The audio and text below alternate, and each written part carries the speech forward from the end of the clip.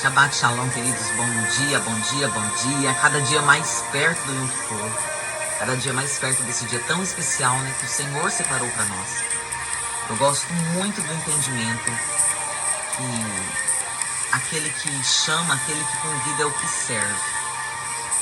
E eu não estou dizendo nos servir no sentido humano, mas eu tô dizendo no sentido de uma refeição mesmo, né? Se eu chamo você para comer na minha casa, eu que vou servir o alimento. E as festas é exatamente isso. É o Senhor nos chamando. E a gente está chegando esse dia, né? De mais uma festa. A penúltima festa desse ano bíblico. E daí eu quero que você imagine, né? O Senhor está preparando uma mesa. Nessa mesa tem comunhão, tem concerto.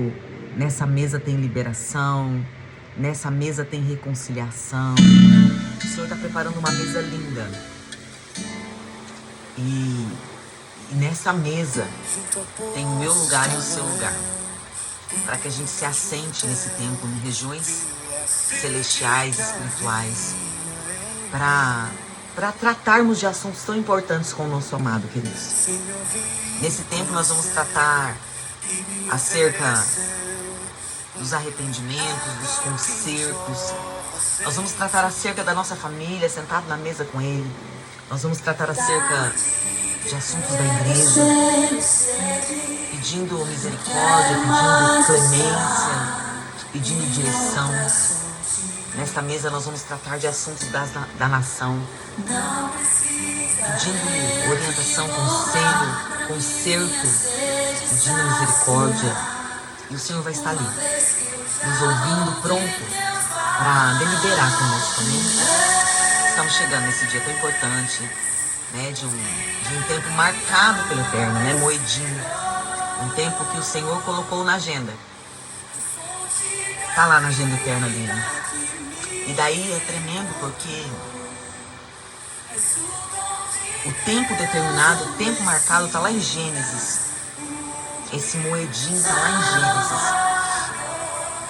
E de geração em geração, o Senhor foi, na sua agenda, Ele foi colocando quem seriam os convidados. Isso é a minha mente raciocinando e pensando. Você estava nele. Então, se nós estávamos aqui, se nós estamos aqui, é porque o nosso nome estava escrito para esse tempo e para essa geração. O Senhor nos convidou, amém? Então é uma grande honra participar disso que o Senhor está fazendo.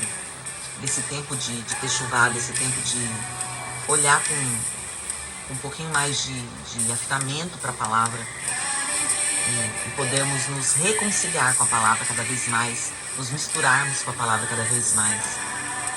Isso é tremendo, né, irmãos? Que honra! Que honra fazermos parte disso. Que o Senhor seja exaltado, engrandecido, que nós possamos nesse tempo corresponder, né, àquilo que as expectativas do Senhor, do céu, nós possamos estar nesse caminho, né, que o Senhor tem traçado para mim e para você, amém? Bom, ontem a gente falou sobre a questão dos fundamentos, sobre quebrar fundamentos. Hoje a gente vai falar sobre princípios e preceitos. Lembrando, né, que é fundamento. Fundamento é a base principal. Depois os princípios. Lembrando que os princípios são verdades universais que falam do caráter de Deus. E depois os preceitos. Juntando os três, se forma o fundamento, né, o alicerce. E os preceitos são essas instruções práticas do dia a dia. Eu quero me ater um pouquinho aos princípios, queridos. Porque os princípios, eles são universais, né? A gente até tratou bastante aqui sobre o plantio e a colheita, né? Falando acerca de princípios. E o que eu quero acrescentar hoje, né? A gente vai falar sobre a questão de quebrar, né? Onde que se encaixa. Mas o que eu quero trazer hoje é os princípios, como eu falei dos fundamentos, e lembrando que fundamento, princípio e preceito são alicerces, né, da caminhada cristã. A primeira fileirinha do tijolo aí é o fundamento, depois vem os princípios, que falam das verdades universais, imutáveis de Deus, depois vem os preceitos, que é a forma como nós temos que praticar tudo isso. Trazendo isso que são conceitos eternos, queridos. Um conceito eterno, ele se manifesta na Terra, mas ele é eterno. Então vamos lá, a semeadura e a colheita, ele já existia mesmo antes de ser escrito. Por quê, queridos? Porque princípio fala acerca do caráter de Deus. E o caráter de Deus é um caráter imutável. Não tem alteração. Então os princípios, eles nunca serão alterados. Porque eles estão fundamentados, eles estão ancorados na pessoa do Pai. Que é um Deus que não há nele sombra de variação. Não há mudança. Então nos princípios é a mesma coisa. E os princípios, eles vão apontar para um padrão de atuação de Deus. Não é que ele mostra Deus como 1 mais 1 são 2. Na verdade, eu até acredito, eu acredito que mostre. Porém, nós não vamos conseguir entender com toda a clareza, por causa da nossa limitação, da corrupção que há em nós, né? Dessa inclinação ao pecado a qual nós somos concebidos. Então nós nunca vamos ter o entendimento pleno, como seria com Adão e Eva antes da queda, né? Que tinha o entendimento, a plenitude do entendimento. Conosco não será assim. Mas eu entendo que os princípios, eles mostram um padrão de Deus. Por exemplo, existe um padrão de que primeiro as coisas acontecem no mundo espiritual para depois se manifestar na terra. Tanto que esse padrão, ele é anunciado no Pai Nosso, né? Que seja feito aqui na terra assim como é no céu. Esse padrão, ele é anunciado no tabernáculo, né? Deus não dá um desenho do tabernáculo para Moisés. Deus dá uma ordem. Construa de acordo com aquilo que você viu. Então o tabernáculo celestial existia e houve um reflexo dele aqui na terra, no tabernáculo físico. Então, tudo que acontece aqui é um reflexo do que acontece no mundo espiritual. E daí existe a questão do reflexo das verdades do eterno, mas também das guerras espirituais acerca das trevas. Então, os princípios, eles apontam para a forma de atuação de Deus. Então, por que eu vou, pegando a questão da semeadura e da colheita novamente, por que eu vou colher? Porque existe uma responsabilidade pessoal. Isso é um padrão de Deus. Não esqueça, queridos, que Deus nos fez para sermos a sua imagem e semelhança. E Deus é um ser totalmente responsável com aquilo que Ele faz. Então existe um padrão acerca disso. Né? E eu preciso assumir essa responsabilidade. Isso faz parte da maturidade. Isso faz parte do crescimento. Então o princípio, ele sempre vai apontar para como que o padrão ou como o caráter de Deus funciona. E isso é independente se eu conheço o princípio ou não. Vamos lá. Quem aqui como eu se converteu depois da fase adulta? E quem aqui teve uma experiência? Eu tive. Quando eu tinha uns 18 anos, aproximadamente, um pouquinho antes da minha conversão, eu me converti acho que 20 anos eu me converti. Então eu tinha uns 18, 19 anos. Eu entrei numa vertente de pecado. E é engraçado porque naquele tempo eu falava assim, acerca desse pecado específico. Eu não sei se eu estou plantando isso aqui eu vou colher, ou se eu estou sendo colheita. Olha que tremendo isso, irmãos. Na verdade eu não sabia que eram as duas coisas, né?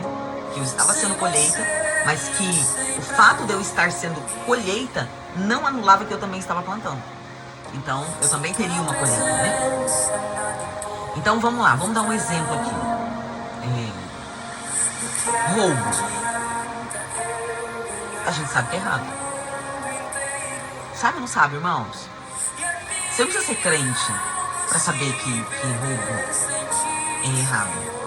Dentro das leis do Senhor, é como se Deus tivesse pego, né, essas leis que falam acerca de como viver com dignidade e caráter e já tivesse plantado em nós, independente da gente conhecer a Bíblia ou não. Porque a gente sabe o que é certo e o que é errado. Tanto nós sabemos que aquilo que é errado a gente faz escondido. E isso desde pequenininho. É ou não é, irmãos? Você pega uma criança, né? Eu tenho minha netinha de 4 anos. Às vezes ela faz uma coisa e é coisa boba. Você pergunta pra ela, não. Hoje, aconteceu isso hoje. Ela e minha filha vieram tomar café da manhã comigo.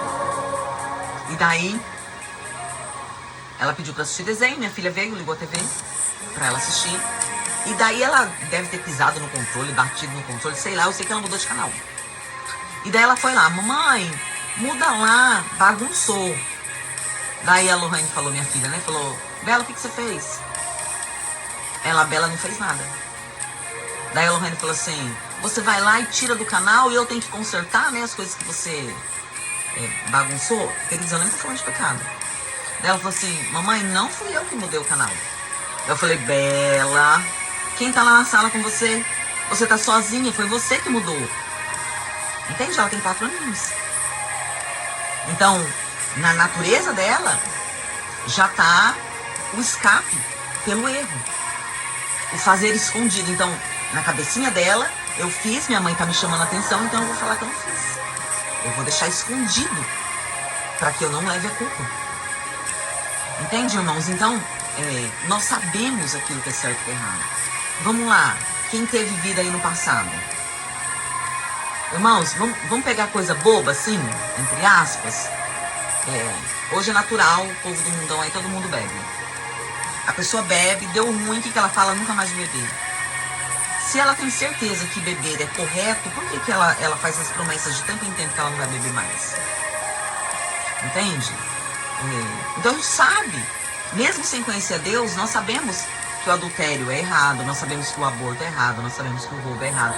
E nós sabemos que haverá consequência. Por quê, queridos? Porque esses princípios, eles revelam o caráter de Deus e é como se isso já estivesse enraizado dentro de nós. Ainda que a gente opte em fazer o errado, por não ter conhecimento, por não ter ensino, eu estou falando do antes de Cristo, lá dentro de nós existe um despertar de que não é daquela forma que deveria acontecer. Porque isso revela o caráter de Deus e nós viemos de Deus. Amém? Então, quando eu quebro, irmãos, um princípio, geralmente a quebra de princípio está ligado ao pecado. Lembra que a gente está falando de pecado, transgressão e iniquidade? Por quê, queridos? Porque o princípio é o padrão, é o alvo que Deus estabeleceu para que a gente andasse. O padrão é Ele mesmo. Então, eu quebro um princípio, eu estou pecando porque eu estou errando o padrão que foi estabelecido para que eu andasse. Agora colocando para nós como cristãos. Amém? Geralmente é pecado. Mas uma coisa que eu quero deixar bem claro é, o pecado, se eu pequei, né? Eu fiz o que era errado, né? Eu errei o padrão. Se eu pequei, me consertei e saio disso, ok, parou por ali. Mas se eu não consertar, a chance desse pecado ficar robusto e se tornar transgressão é muito grande. E a chance dele virar iniquidade é muito grande. Eu gosto muito, irmãos, da vida de Sansão. Pegando essa questão de pecado, transgressão e iniquidade. A gente, né, como pais, os pais vão entender isso, a gente fala assim, poxa, a criança podia vir com manual de instrução, né? Porque é uma luta, não começa a chorar, você não sabe o que está chorando, a gente não sabe o que fazer, né? As guerras para ensinar no caminho do Senhor, daí você acha que está ensinando certo, daí chega numa fase e você fala, meu Deus, eu ensinei errado, porque deu ruim aqui, né? Mas eu achava que estava fazendo certo. Mas Sansão foi a única criança que nasceu na terra com manual de instrução, queridos. Olha só, Sansão, o anjo aparece pra mãe, fala, olha, vai nascer um menino. E o menino vai ser nazireu. E você vai ter que cuidar do menino assim, assim, assim, assim, desde o ventre. A mãe vai lá, fala pro pai. O pai fala, não, se isso é verdade, fala pro anjo falar comigo. O anjo vai lá, fala com o pai, ó, o manual é esse. Então, irmãos, vamos lá. E a Bíblia fala que os pais cuidaram para fazer exatamente como eles foram orientados na criação de Sansão. Era para ter dado tudo certo, não era?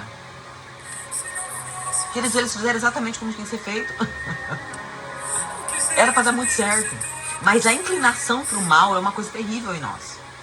E esse menino, que foi criado no padrão correto, criado pelo pai e pela mãe, provavelmente por uma família com erros, mas uma família funcional, né? Porque eles tinham um zelo, irmãos. Olha que tremendo. O pai, ele não fala assim, olha, até parece que o anjo falou com você, mulher, quem é você? O anjo fala com o homem da casa. Não, o pai se entendeu que era uma voz do Senhor. Então eles tinham um casamento, um respeito. Não eram casais separados. Tava tudo bonito, irmãos. Sansão vai lá. E será que é assim mesmo? E daí existia um padrão esperado de Sansão. Porque existiam princípios estabelecidos para que ele caminhasse. Então existia um padrão esperado.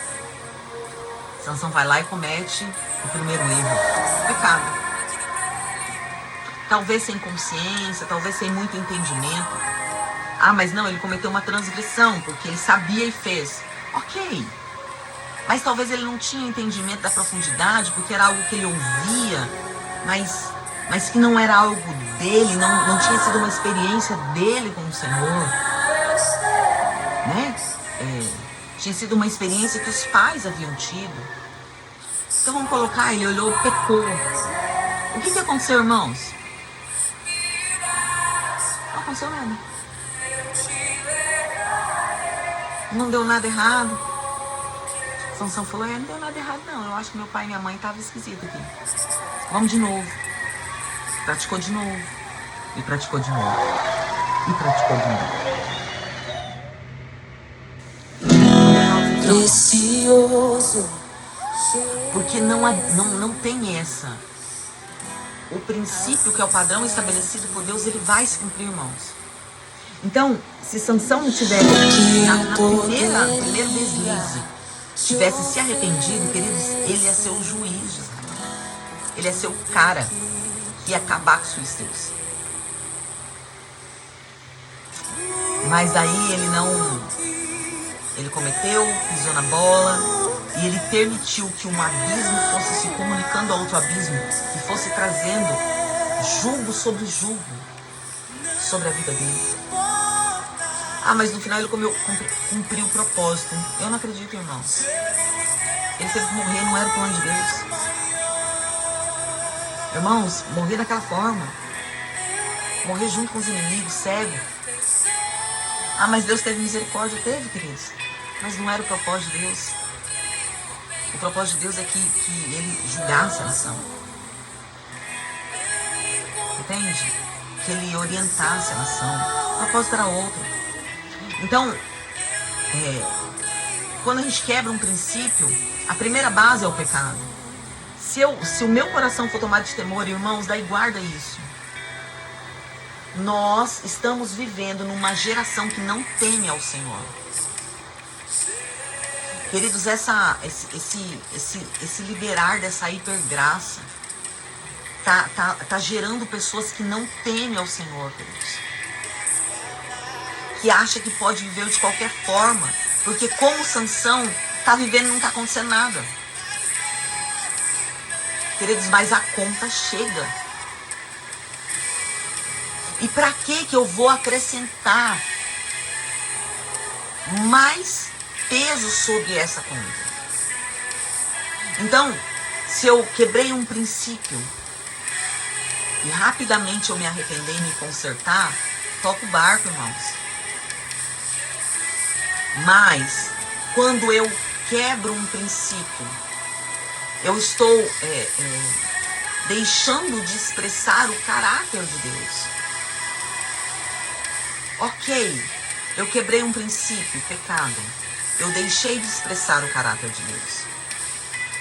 Daí eu vi que não deu nada. Eu vou quebrar outro. Transgressão. Porque daí eu simplesmente decidi. Lembra que eu falei do sair da linha? Sair dessa cerca de segurança? Eu decidi. Transgressão. E daí eu começo a manifestar o caráter humano. Não mais o caráter de Deus. É a minha vontade, é do meu jeito. É da minha forma. Não deu nada. Eu falar, isso aqui não vai dar nada não. Conversa. Isso aqui é conversa do pastor. Isso aqui é conversa da igreja. É o terrorismo. Esses pastores que ficam fazendo terrorismo aí pra eu não viver a coisa boa do mundo. Daí eu decido. E daí eu começo, queridos, a expressar o caráter das trevas. Vamos lá, a Bíblia fala, vou dar um exemplo aqui. Princípio. Deus é a verdade. Amém? Amém, irmãos? Deus é verdade. Princípio. Então, eu menti. Eu menti. Mas não foi uma mentira que eu projetei, que eu planejei. Eu menti. É a inclinação do mal. Então, eu perdi a oportunidade de manifestar o caráter e o padrão de Deus. Eu pequei. Mas eu me arrependi dessa mentira, né? Eu fui pro Senhor, eu me consertei. E eu não tenho uma prática de mentira. Eu menti, é diferente. Ok, toca o barco. Mas daí, o que tem mentira? Todo mundo mente hoje em dia. Então, eu começo a mentir. Como minha neta hoje, né? Pegando o exemplo dela, mas ela só tem 4 anos. A minha irmã, ela não tem essa mentalidade ainda. Não, fui eu não. Não foi desse jeito não. Não. E daí, queridos, a mentira, eu quero colocar várias vertentes aqui, tá? A mentira é a alteração da verdade, mas Deus é verdade. Então eu vou dar um exemplo aqui.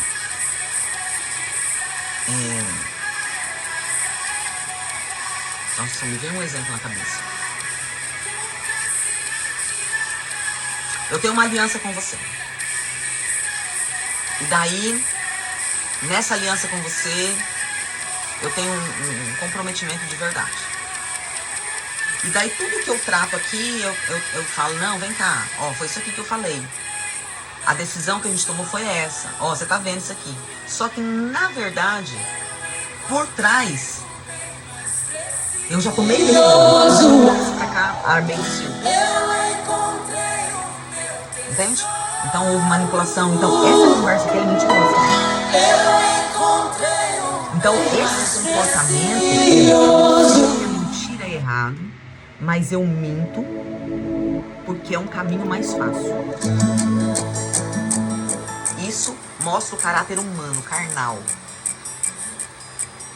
Eu vou lá, choro, me arrependo, mas faço de novo e vou tocando o barco aí. Eu sei que eu tô fazendo errado, mas eu continuo. Então, eu tô manifestando um caráter natural. Mas daí, lembrando que a gente tá falando de princípio. O princípio é Deus é verdade. Deus é verdade. Mas daí, nessa caminhada, eu assumo a mentira como um padrão de vida.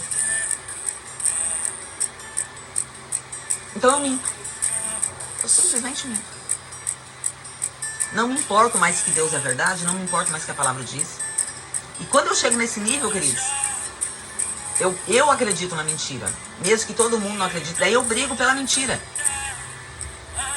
Eu brigo pela manipulação, eu brigo pelo engano. Daí eu já assumi o padrão das trevas. João. Nossa, lembrei. Esqueci o 8:44, né? Deixa eu só conferir aqui. Esqueci o endereço. Deu um pane aqui. Só conferir se é isso mesmo. Mas eu acho que é João 8:44. Ixi, né não.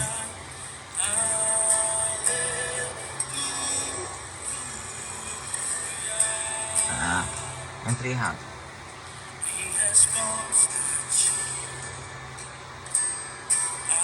João 8,44. Vós sois do diabo, que é vosso pai, e quereis satisfazer-lhes o desejo. Ele foi homicida desde o princípio, e jamais se firmou na verdade, porque nele não há verdade. Quando ele profere mentira, fala do que lhe é próprio, porque ele é mentiroso e pai da mentira. Então vamos lá. Princípio. Deus é verdade. Quebrei o princípio, eu menti. Eu deixei, eu pequei. Eu errei o padrão de Deus. Eu errei o alvo. Então eu pequei. Eu perdi a oportunidade de andar como Deus anda na verdade. Mas me arrependi, tá tudo certo. Não me arrependi. Me arrependi, mas bora fazer de novo.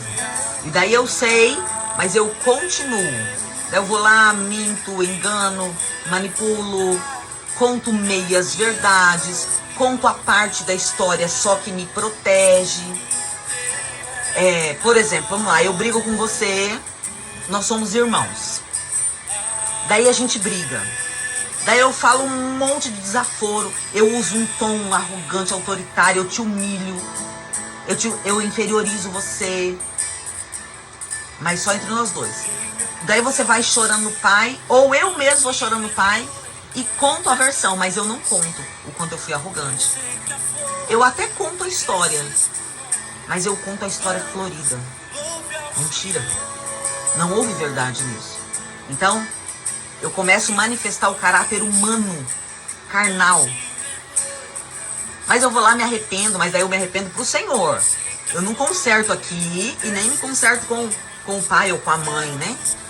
Eu só me conserto aqui, achando que eu tô consertando com o Senhor e tá tudo bem. Só que daí eu vou colocando pecado sobre pecado. Chega uma hora que eu vivo isso. Isso aqui começa a fazer uma parte da minha vida. Daí pronto, eu entrei no quarto ponto, que é a iniquidade. E daí, na iniquidade, eu não estou manifestando. Eu não estou deixando de mostrar Deus. Eu não estou somente mostrando uma natureza humana. Eu estou assumindo a identidade das trevas. Eu estou mostrando quem é o meu pai. Eu estou mostrando que eu sou filho do diabo. Deu para entender, irmãos? Então isso é o quebrar princípios. Os preceitos são as instruções práticas, né? De como que eu pratico isso. Como que eu vivo isso. Então, quebrar um preceito, geralmente ele já entra direto na transgressão para a iniquidade. Por quê? Porque um preceito é algo que eu já sei. Então, eu já aprendi o princípio e eu já sei como praticar. Mas daí eu decido não praticar. Então, o princípio, quebrar um princípio pode ser um pecado. Quebrar um preceito já entra direto num buraco mais profundo. É transgressão, no mínimo. Por quê? Porque eu sei que eu tenho que perdoar. Deus é amor. Presta atenção, Deus é amor. O amor de Deus há perdão e reconciliação. Eu sei disso, mas eu decido não perdoar. Então eu já quebrei o fundamento do princípio, do pecado. Eu entro direto na transgressão, no fundamento da transgressão. Porque daí já é uma decisão consciente, proposital. E essas consequências, queridos, elas são físicas, elas podem ser físicas, emocionais e espirituais. Espirituais como? Elas, na prática dessas coisas, elas realmente vão me separando do Senhor. Eu tenho perda de autoridade espiritual. Queridos, e na perda de autoridade espiritual é uma luta. Por quê? Porque, vamos lá, daí começa a entrar competição, começa a entrar comparação. E daí eu olho, vamos lá, vamos colocar de novo, nós somos irmãos. Eu tô falando de irmão de sangue mesmo, tá? Nós somos irmãos. E daí eu olho pra você e falo assim, mas por que a Maria tem mais autoridade que eu? Por que ela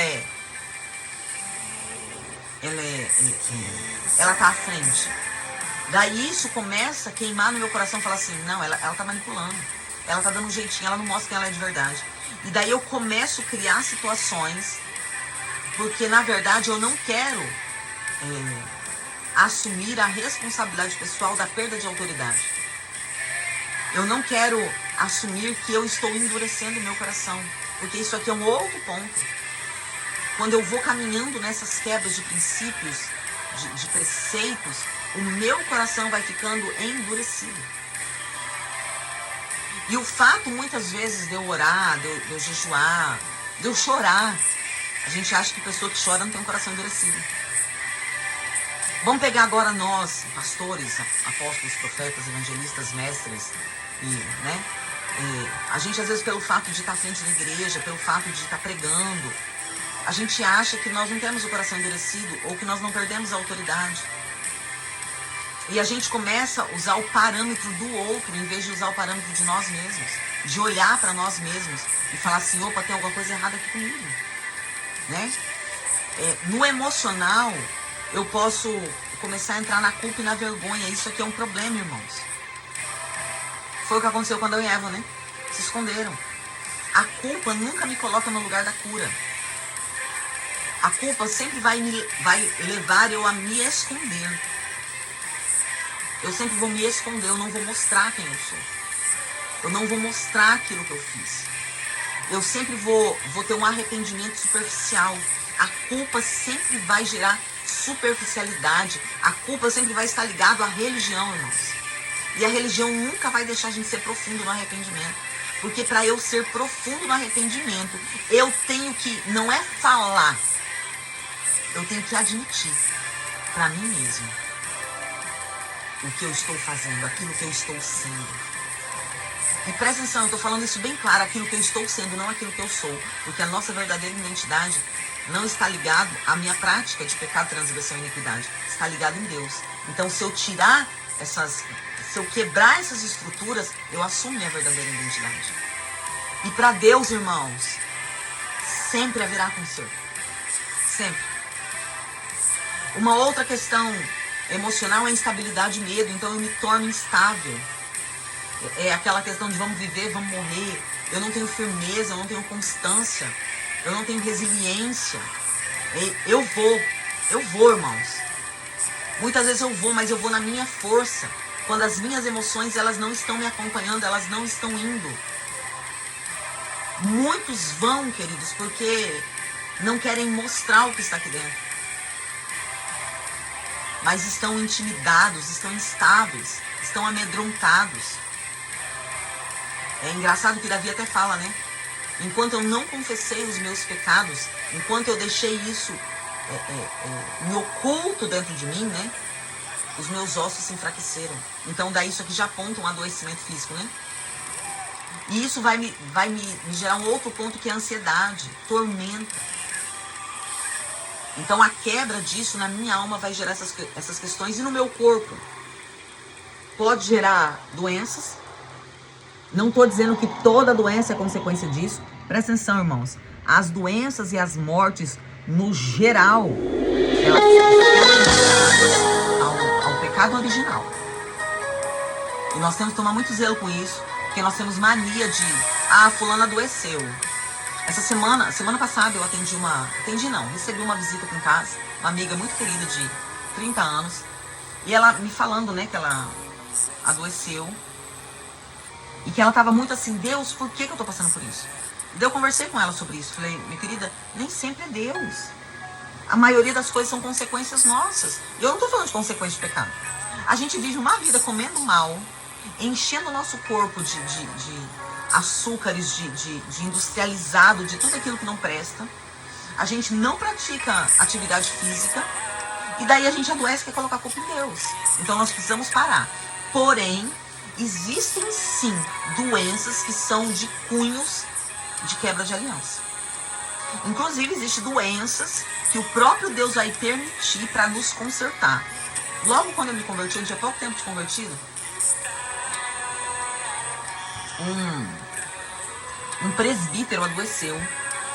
Eu nem lembro o que era, irmãos, porque talvez essa irmã que veio aqui em casa saiba que a gente congregava junto. Ela já era da igreja, né? Mas eu nem lembro o que era adoção, não. Eu sei que esse homem ficou 1 ano na cama. 1 ano. E todo mundo falava assim, esse fulano é ruim. Vida de aparência, aqui na igreja, assim, assim, assim, mas tratava a mulher assim, tratava os filhos assim. Ele foi definhando na cama. E ele foi consertando. Consertou com os presbíteros, ele consertou com o pastor, ele consertou com os filhos, com nora, com o genro. Quando ele consertou com a esposa, que eu acho que, se eu não estou enganado, se eu não estiver errada, tá? Porque eu não lembro, isso tem muitos anos. Mas quando ele consertou com a última pessoa, naquela semana ele faleceu. Então, tem situações, sim, que Deus vai nos colocar para nos tratar. E isso, queridos, é a consequência. Sim, é o princípio. Eu plantei, eu vou colher. Mas isso também é o amor de Deus. Isso não é Deus. Deus está punindo. Queridos, é amor. Porque de outra forma, não haveria nem salvação. Então, eu acredito que essas circunstâncias é aquilo que a palavra diz assim, que tem aqueles que entrarão pelo fogo. Né? Então, Deus... Porque tem pessoas orando e às vezes até a mesma pessoa falando, Deus, eu não quero morrer assim. E daí Deus permite o fogo para purificar. Amém? Daí existe a questão de fraqueza física mesmo, né? Emocional e espiritual também. E as consequências naturais, né? Então, eu fiz escolhas erradas, então eu vou ter as consequências naturais dessas escolhas erradas que eu tive. Amém? E daí, queridos, né, o salmista, no Salmo 119, versículo 35, diz assim, guia-me pela vereda dos teus mandamentos, pois nela tenho prazer. O desejo do meu coração nesse dia, a minha oração nesse dia, não é somente que você tenha entendido a seriedade de quebrar princípios e preceitos, mas é que haja um desejo no coração de ser transformado e que haja um amor à palavra. Aquele que pratica a palavra, queridos, ele recebe cura. Esse texto que a gente acabou de ler diz, guia-me na vereda dos teus mandamentos, pois nela tenho prazer. Então existe um contentamento, existe um nível de satisfação. E nós venhamos encontrar esse nível hoje, de olhar para a palavra e não olhar para a palavra como algo pesado. E não olhar para a palavra como algo de juízo. Eu preciso praticar, senão eu vou para o inferno. É uma verdade? Isso é uma verdade, irmãos. Mas a nossa motivação não pode ser essa. A nossa motivação é, eu quero amar o que o Senhor ama. Eu quero viver onde o Senhor está. Porque se Jesus disse que andar com Ele o fardo é leve, então obedecer e viver esses princípios, esses fundamentos, esses preceitos, também é leve. Por que se torna muitas vezes pesados? Porque nós estamos muito cheios de princípios, preceitos e fundamentos que não são do Senhor. Mas quando nós vamos praticando a lei da substituição, arrancando aquilo que não é de Deus e permitindo que o Senhor fundamente em nós aquilo que é dele, existe um processo doloroso, um processo da quebra, do reconhecimento, mas existem os benefícios de entender que a lei do Senhor é prazerosa, que é leve. Quando passa esse processo, queridos, é algo maravilhoso. Então que nesse Shabat seja um dia de alinhamento para a sua vida. Orei sobre isso ontem, né? Que seja um dia de alinhamento, de crescimento, de rompimento. Que seja um dia de reconhecimento. E que seja um dia de preparação. O último Shabat, antes do Yom Kippur. Que o Senhor fale com você. Que o Senhor traga luz sobre você, sobre mim. Luz mostrando as áreas que precisam ser consertadas. E que nós amemos o Senhor ao ponto de querer consertar com profundidade para viver as verdades do Eterno.